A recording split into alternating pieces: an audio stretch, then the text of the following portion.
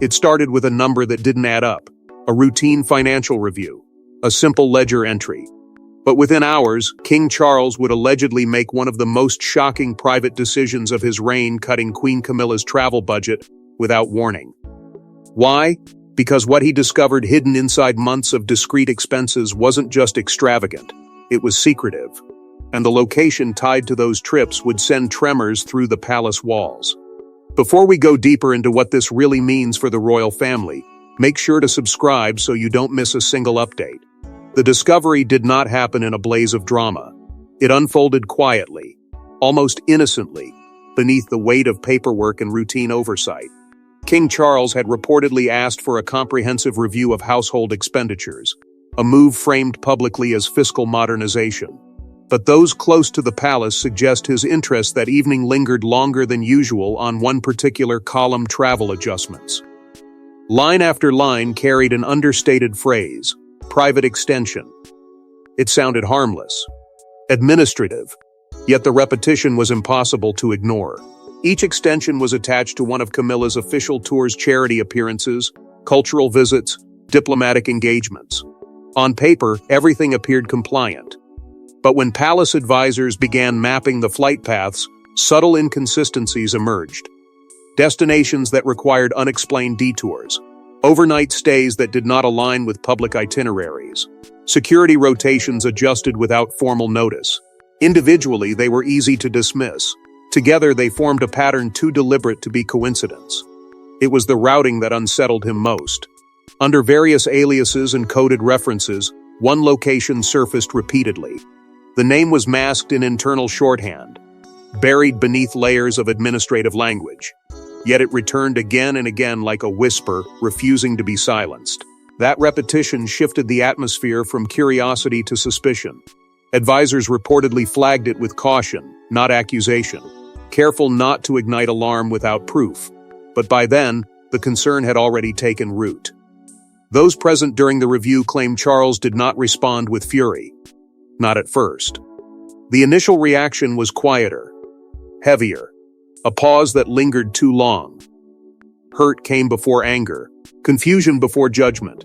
Because this was not merely a discrepancy in numbers, it was a question of transparency, a question of why these extensions had never been mentioned in private conversation, why the routing had required concealment, why the same discrete destination kept resurfacing beneath different labels.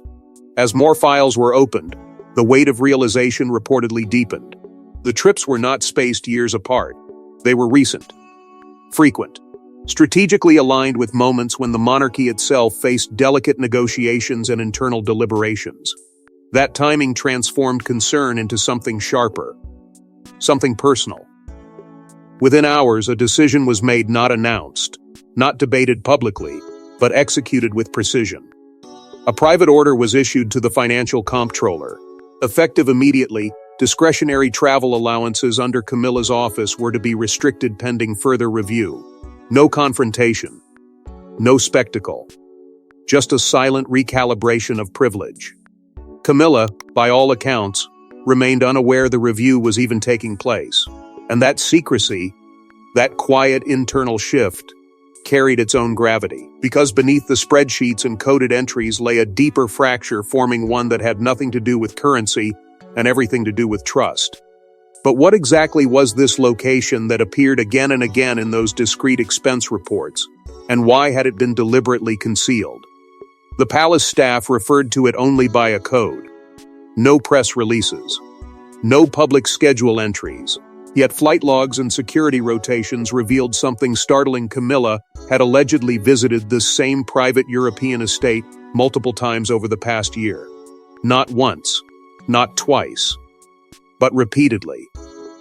And the significance of who owned that estate would make King Charles question everything he thought he understood. What unsettled him was not merely the repetition, but the precision. The estate did not appear under its real name in official paperwork. Instead, it was buried beneath a neutral abbreviation, disguised as a logistical stopover, masked within administrative language so ordinary it discouraged scrutiny. Only when separate departments compared notes did the pattern sharpen into focus. Security clearances were upgraded without explanation. Protection teams were rotated discreetly. Even airspace permissions were requested under secondary protocols typically reserved for sensitive diplomatic matters. The estate itself carried a reputation that had long hovered at the edge of royal controversy. It belonged to an aristocratic figure whose past associations had sparked quiet debate within elite circles, powerful, well-connected, politically unpredictable. Decades earlier, there had been whispers of overlapping social circles between that figure and Camilla, ties forged long before crowns and coronations redefined loyalties. Those old connections, once dismissed as harmless fragments of youth, now felt heavier, more deliberate. For Charles, the revelation did not land as a scandal at first. It landed as a question. Why this estate? Why now? And why in secrecy? As his advisors laid out a timeline, another uncomfortable detail surfaced. Several of Camilla's visits coincided with moments of internal strain within the monarchy, private strategy meetings about Commonwealth reform, delicate negotiations involving family roles, and discussions surrounding public funding scrutiny. The overlap was impossible to ignore. The dates aligned too neatly to dismiss as coincidence. Within palace corridors, instructions had reportedly been issued to limit knowledge of the trips. Staff were told the detours were personal decompression stops, nothing requiring wider disclosure. Documentation was compartmentalized. Access was restricted. It was subtle, but it was intentional. That deliberate narrowing of awareness stirred something deeper in Charles, a sense that this was not simply privacy being protected, but information being controlled. And yet the emotional undertone was tangled. Was this betrayal? Or misunderstanding magnified by palace paranoia? Those closest to him say he wrestled with that distinction. Because trust inside a marriage is one matter. Trust at the apex of a constitutional monarchy is another entirely. The crown does not exist in fragments, it survives on unity, perception, and unwavering alignment. If the Queen Consort was meeting privately with a politically complex figure during sensitive royal deliberations, the implications stretched far beyond personal freedom. Some advisors urged caution. They suggested the estate may have offered nothing more than refuge and escape from relentless scrutiny. But others warned that optics alone could destabilize public confidence if exposed. The mere suggestion of parallel conversations taking place beyond official channels risked igniting speculation the monarchy could ill afford. As Charles studied the coded entries once more, the estate ceased to feel like a retreat. It began to resemble a crossroads where private history, political undercurrents, and present authority intersected in ways no one had anticipated. And in that intersection lay a possibility more unsettling than extravagance, influence. And as the truth behind the estate's ownership surfaced, Charles began to suspect that this wasn't merely a personal retreat, it may have had consequences for the crown itself. When King Charles confronted his inner circle, the atmosphere shifted from confusion to quiet alarm.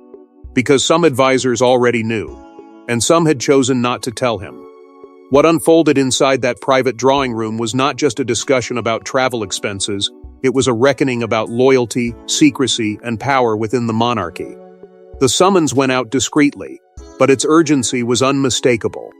Senior advisors, financial overseers, and trusted confidants were called into a closed conversation that carried more weight than any ceremonial engagement. There were no raised voices at first, only a heavy stillness. Charles did not begin with accusation. He began with a question. Who authorized the extensions? Who reviewed the routing? And why had the repeated visits to that coded estate never reached his desk in full clarity? It was in that silence that the fracture revealed itself. One advisor, cautious but resolute, admitted partial knowledge. The trips, he explained, had been categorized as personal extensions, technically permissible, politically sensitive, and therefore handled quietly. The routing had been approved through secondary channels. Nothing illegal. Nothing formally improper. But the admission was enough. Because it confirmed what Charles feared most, awareness had existed. Disclosure had not. The conversation quickly shifted from logistics to implications. Was this merely a private arrangement between a queen consort and an old acquaintance? Or did the repetition, the timing, and the heightened security protocols suggest something more consequential? Palace politics has always operated in layers: what is seen, what is implied, and what is deliberately unspoken. Now those layers were colliding. Some advisors argued restraint. They warned that escalating the matter could fracture unity at the very top of the crown. Others, more pragmatic, pointed to the risk of exposure. If the press uncovered a pattern before the palace addressed it internally, the narrative would spiral beyond control. Charles listened, but those present sensed the conflict unfolding behind his composed expression. He was not merely a sovereign weighing institutional optics. He was a husband confronting secrecy. The line between personal hurt and constitutional responsibility blurred in real time. As monarch, he had sworn to protect the integrity of the crown. As a man, he had placed trust in the partnership that stood beside him. Now both roles were demanding answers. One advisor proposed a quiet solution. Limit discretionary travel funding. Restructure approvals. Avoid confrontation unless necessary. In royal strategy, subtle recalibration often achieves more than public rebuke. It would send a message without igniting scandal. It would assert oversight without exposing vulnerability. It would preserve appearances while tightening control. For a moment, the room held its breath. Because this was the pivot. To confront directly would risk emotional rupture. To ignore would risk institutional weakness. Charles chose a third path: decisive, restrained, unmistakable. The financial authority of Camilla's office would be curtailed immediately. Future extensions would require direct oversight. No announcement, no explanation. Just a firm, silent boundary drawn in ink and policy. The decision was not dramatic, it was deliberate. And in its quiet execution lay its power. Because once funding is restricted, autonomy narrows. Once oversight intensifies, secrecy thins. The advisors dispersed, knowing a subtle shift had occurred within the monarchy's inner structure, a recalibration of trust masked as fiscal discipline. But while Charles deliberated privately, Camilla remained unaware that the foundation beneath her royal privileges was quietly being altered. The order was simple, immediate, non-negotiable. Effective immediately, discretionary travel allocations under Camilla's office were to be reduced and restructured. No announcement, no explanation, just a silent recalibration of royal privilege. But in a monarchy where every gesture carries meaning, cutting a queen's travel budget was more than accounting, it was a message. The memo moved quietly through the royal finance department, written in language so controlled it almost disguised the gravity of what it implied. Revised authorization protocol. Temporary oversight adjustment. Words chosen carefully to avoid drama, yet heavy enough to signal authority. The directive required that all future travel extensions tied to Camilla's engagements be reviewed at the highest level. Discretionary approvals were paused. Supplemental routing privileges were suspended pending further notice. It was administrative on the surface. It was unmistakably strategic beneath it. Staff members sensed the shift immediately. Long-standing procedures suddenly stalled. Routine confirmations returned with red markings.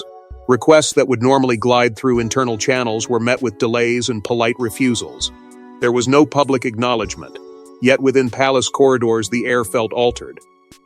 Something had tightened, something had narrowed, and those who managed Camilla's calendar began to encounter barriers they had never faced before. Her aides were among the first to notice the pattern.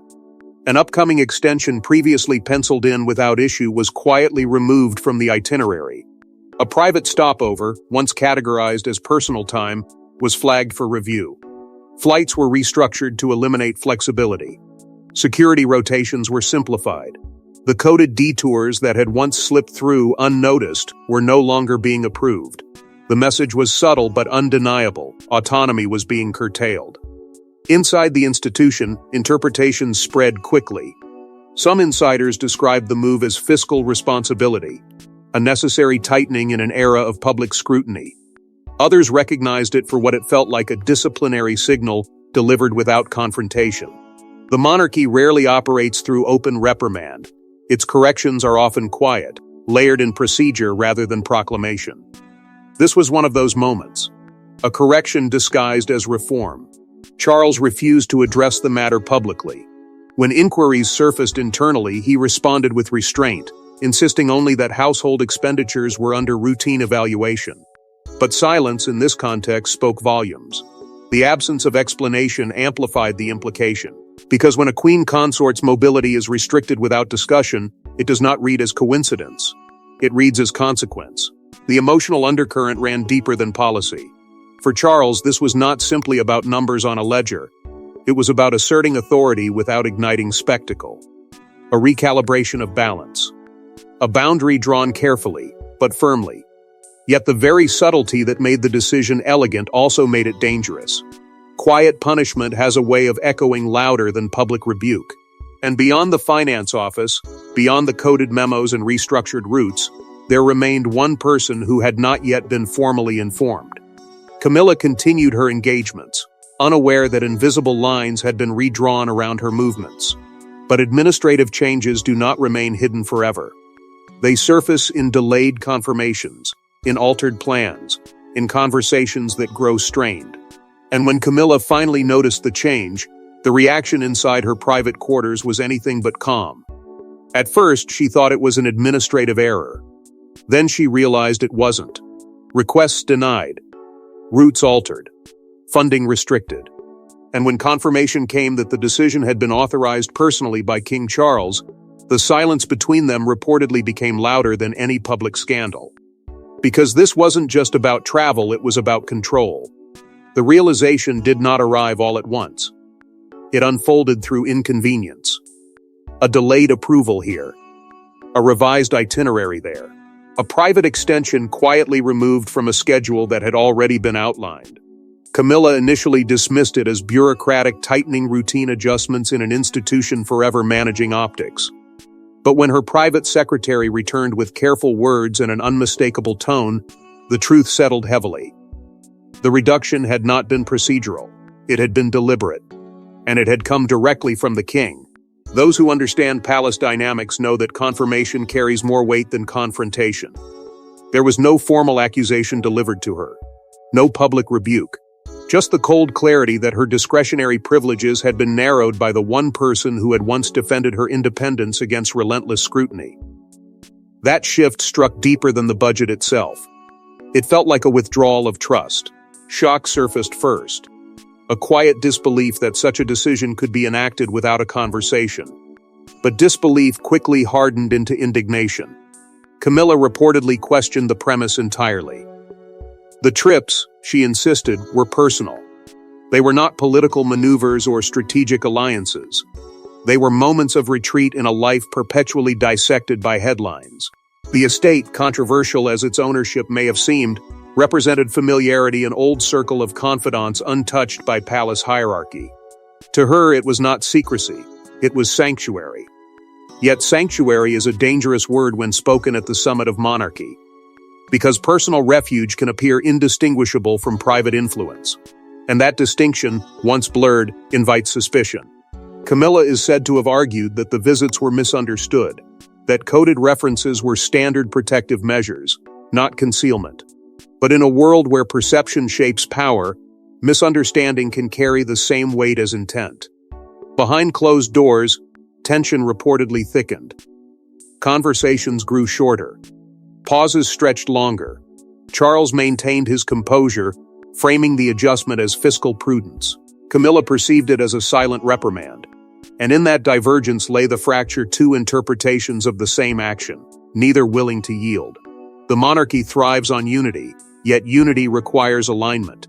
When alignment falters, even small policy shifts feel seismic. Compounding the strain was the ever-present specter of exposure. Palace aides began to whisper about journalists probing travel records. If the reduction became public knowledge before a narrative was crafted, speculation would erupt. Was this a marital dispute disguised as budget reform? A power struggle at the heart of the crown? The possibility of tabloid interpretation loomed like a gathering storm. Both understood the stakes. Both recognized that personal discord could metastasize into institutional vulnerability. Camilla's wounded pride did not diminish her resolve. If anything, it sharpened it. She would not concede that her autonomy required permission. Yet she also understood that open defiance would fracture more than finances. It would fracture perception. And perception, within a monarchy centuries old, is everything. What began as a financial adjustment was evolving into something far more combustible, a battle of interpretation, authority, and identity. The reduction of a travel budget had ignited a deeper question: who ultimately defines the boundaries of a queen consort's independence? But as tensions simmered privately, whispers began spreading beyond the palace corridors, and the media was starting to notice. It only took one anonymous tip, a single line in a financial brief. And suddenly, reporters were asking questions about adjustments to the Queen's travel office. The palace refused comment. But silence, in the world of monarchy, often screams louder than words. The inquiry began quietly, buried in a routine column about royal expenditures. A journalist known for tracking aviation data noticed irregular flight paths attached to recent official tours. The routes did not align perfectly with published schedules. There were extensions, gaps, detours that raised subtle but persistent questions. At first, it seemed like nothing more than logistical flexibility. But when paired with whispers about a newly tightened travel budget, the story sharpened. Within days, tabloid headlines began to dance around the implication without naming it directly. Unexplained stops, private meetings, budget cut behind palace doors. The language was cautious but charged. Speculation grew that these adjustments were not merely financial housekeeping. They hinted at something more personal, more combustible. Were the reductions part of a broader effort to modernize royal spending? Or were they a quiet response to internal discord between king and queen consort? The palace issued a brief, carefully worded statement. It emphasized ongoing reviews of household expenses and reiterated commitment to transparency. No mention of specific trips, no denial of the routing discrepancies, no acknowledgement of tension. The response was measured to the point of opacity, and that opacity became fuel. Because in the monarchy, clarity calms, evasion ignites. Public debate began to fracture along familiar lines. Some commentators framed the move as responsible leadership, Charles tightening financial oversight in a climate increasingly critical of royal privilege. Others interpreted it as evidence of a marital rift spilling subtly into policy.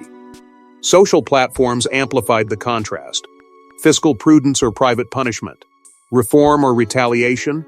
The narrative splintered into theories that grew louder with every hour of silence. Inside the palace, advisors urged caution. They warned that prolonged ambiguity risked surrendering control of the story. Once speculation sets its rhythm, it rarely slows without direct intervention. Yet Charles remained resolute. To clarify publicly would validate rumors. To confront them directly might magnify them. He chose restraint, believing that discipline, not drama, would preserve stability. But restraint carries its own cost. It leaves space. And in that space, conjecture thrives. For Camilla, the coverage struck deeper than policy debate. It felt like exposure without defense. Though her name was not directly attached to accusations, the implication hovered unmistakably. The coded estate, the travel extensions, the budget reduction. Threads were being woven together outside her control. Pride hardened into vigilance. If perception continued to tilt, the institution she had fought to stand beside could become a courtroom of public opinion. The tension that began in private corridors was now rippling outward. What had been a contained recalibration was evolving into a public narrative, one that neither Charles nor Camilla fully commanded. And beneath the headlines, beneath the debate over money and marriage, a darker possibility lingered. Because the deeper reporters probed into flight logs and financial adjustments, the more they risked uncovering connections no one had anticipated. Yet the true shock wasn't what the press uncovered, it was what Charles would allegedly discover next. When deeper records were reviewed, a pattern emerged that shifted the entire narrative. The trips weren't random. They aligned precisely with moments of internal royal debate, constitutional issues, Commonwealth strategy discussions, sensitive family negotiations. And that coincidence forced Charles to confront a darker question. Were these visits merely personal or strategic? What had once looked like scattered detours now resembled calculated timing. Advisors laid documents side by side, travel logs against confidential meeting dates, estate visits against critical policy discussions. The overlap was unsettling. A discreet journey to the European estate just days before a private Commonwealth summit. Another visit preceding delicate conversations about funding reform. A third aligning almost exactly with tense internal talks about family roles and public representation. Individually, each could be dismissed. Together, they formed a rhythm that was impossible to ignore. The suggestion was never spoken outright at first. It did not need to be. If conversations were occurring beyond palace walls during moments of royal vulnerability, what exactly was being discussed? And with whom? The estate's owner, already regarded as politically complex, suddenly seemed less like a nostalgic acquaintance, and more like a variable in a much larger equation. The possibility of confidential exchanges taking place outside official channels introduced a shadow no one wanted to acknowledge. For Charles, the realization struck deeper than procedural oversight. It felt like erosion, not only of marital transparency, but of sovereign authority. If strategic matters were even indirectly influenced by conversations beyond his awareness, the integrity of decision-making itself was at risk. The crown does not tolerate ambiguity in counsel. It survives on unity of voice. And now that unity felt compromised. Within the advisory circle, interpretations fractured. Some argued the alignment was circumstantial. High-ranking figures naturally move within powerful networks. Camilla had long-standing relationships cultivated over decades. Her social and political circles were not inventions of the present reign. To assume manipulation, they warned, would be to project fear onto coincidence. Others were less forgiving. They questioned whether external perspectives, offered privately and without oversight, could subtly shape opinion before formal deliberations even began. The phrase external influence hovered in the room like an uninvited guest. Not accusation. Not yet. But concern. Because even the perception of influence can destabilize public trust. If the press were to connect those timelines, the narrative would expand beyond budget cuts and personal travel. It would become a question of governance. Of who truly steers the crown's decisions behind closed doors. Charles reportedly withdrew from the meeting more silent than before. Silence, in this context, was not weakness. It was calculation. The emotional fracture that began with hurt had now deepened into something colder. Undermined is a dangerous feeling for a monarch. It transforms doubt into vigilance. Vigilance into resolve. Camilla's history of navigating elite political environments, once viewed as an asset, now appeared through a harsher lens. Long-standing friendships. Discreet gatherings. Trusted confidants. Were they support systems or parallel corridors of influence? The uncertainty widened the distance between perception and reality, and that widening space is where suspicion thrives. What began as a financial inquiry had evolved into a constitutional question wrapped in personal tension. The overlap of dates was not proof of conspiracy, but it was enough to ignite doubt. And doubt, once seated at the summit of power, grows quickly. The monarchy had weathered scandals before, but this felt different. This was not about public embarrassment. It was about internal alignment. About whether two figures at the helm of a centuries-old institution were truly operating from the same compass. And with suspicion solidifying into resolve, Charles prepared for a private confrontation that could redefine their partnership. There were no witnesses, no transcripts, just two figures at the center of a centuries-old institution facing a fracture that couldn't be hidden behind ceremony. When Charles finally addressed the secret trips directly, insiders suggest the conversation was not about numbers, it was about trust, loyalty, and the future of the crown. By the time they spoke, the evidence had already been assembled. Timelines aligned. Coded entries highlighted. Security adjustments noted. Charles did not arrive with accusation in his voice, but with documentation in his hand. He laid out the pattern calmly, each extension, each concealed reference, each overlap with moments of royal sensitivity. He was not seeking spectacle. He was seeking clarity. Yet clarity can feel like indictment when silence has stretched too long. Camilla listened, then answered not with apology but with resolve. She did not deny the visits. She reframed them. The estate, she insisted, was not a corridor of influence but a sanctuary of familiarity. Her relationships there predated titles and responsibilities. They were not strategic alliances forged in secrecy. They were remnants of a life that once existed before crowns reshaped every interaction. To her, independence was not rebellion. It was survival. But independence at the summit of monarchy carries a different weight. Charles reportedly pressed the issue of transparency. Why the coded entries? Why the absence of open discussion? Why the alignment with internal debates? The questions were measured, yet beneath them lay something more personal: hurt that trust had been tested without warning. For a monarch who governs through careful equilibrium, secrecy within his closest partnership felt destabilizing. The emotional exchange intensified, not in volume but in gravity. Hurt met defiance. Concern met conviction. Camilla challenged the implication that her private movements required permission. Charles countered that the optics alone demanded disclosure. This was no longer about travel budgets. It was about the invisible architecture of power: who informs it, who influences it, and who safeguards it.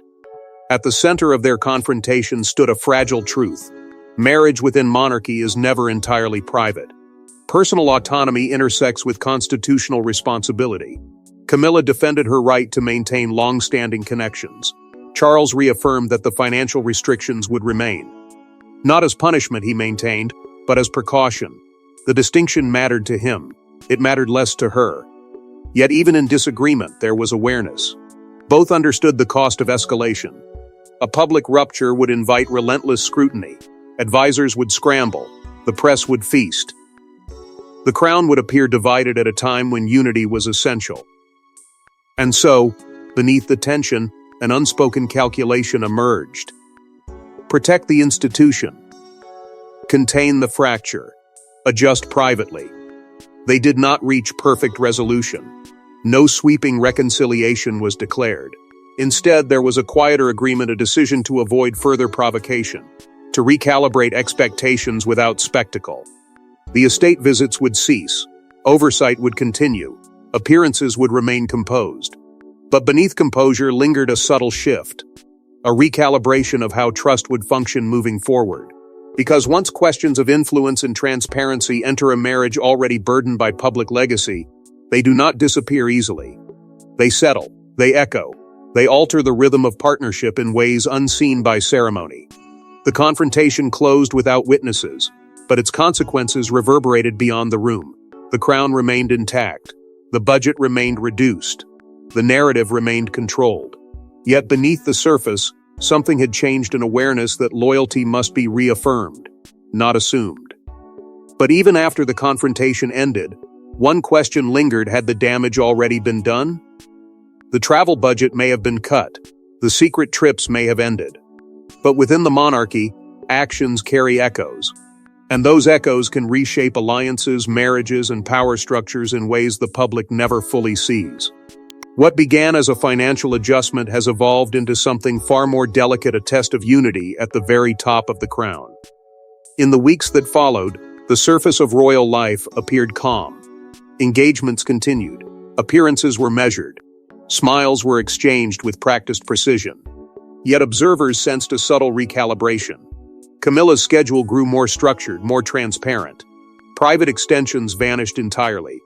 International visits adhered strictly to published itineraries. The palace framed it as modernization, a tightening of protocol in an era demanding accountability. But beneath the language of reform lingered the memory of restriction. Public perception shifted quietly rather than explosively. There was no dramatic scandal, no official confirmation of discord. Instead, there was speculation that never fully dissolved. Commentators analyzed body language. Analysts debated fiscal responsibility. Supporters praised discipline. Critics whispered about tension. The monarchy, skilled in endurance, absorbed the noise without outward reaction. Yet silence does not erase curiosity. It feeds it. Inside the institution, oversight mechanisms were strengthened. Financial reviews became more frequent. Travel authorizations required additional layers of clearance. Charles reinforced the message that transparency was no longer optional, it was essential. Whether this stemmed from prudence or personal caution, few could say with certainty. But the structure had shifted. And once structures shift, relationships adapt. The estate itself remained a lingering question mark. Though visits reportedly ceased, the connection was not publicly addressed. Advisors monitored press narratives carefully, ensuring that speculation never hardened into accusation. The The strategy was containment. Keep the story small. Keep the details vague. Avoid oxygen. Yet unresolved questions have a way of surviving in the margins, waiting for the right moment to resurface. Emotionally, the distance between Charles and Camilla was never acknowledged, never confirmed. But proximity does not always equal alignment. The confrontation had drawn boundaries that did not exist before.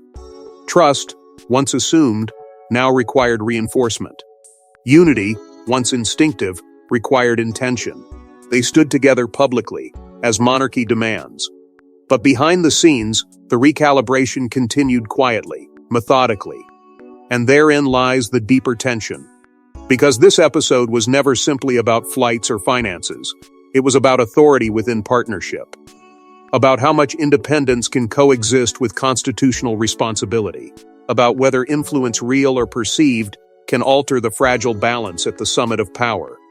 The crown survived the tremor. But tremors leave hairline fractures invisible to the untrained eye. Those who understand royal history know that chapters rarely end where headlines fade. The monarchy moves forward, but it never forgets. Decisions echo. Adjustments accumulate. And sometimes what appears resolved is merely contained. The budget was cut. The trips stopped. The narrative stabilized. Yet beneath the polished continuity of royal life remains an unanswered question. Was this a closed chapter, or the opening act of a larger reckoning still unfolding behind palace walls? Because in royal history, the most powerful decisions are often the quietest ones, and this may only be the beginning of what King Charles is prepared to uncover.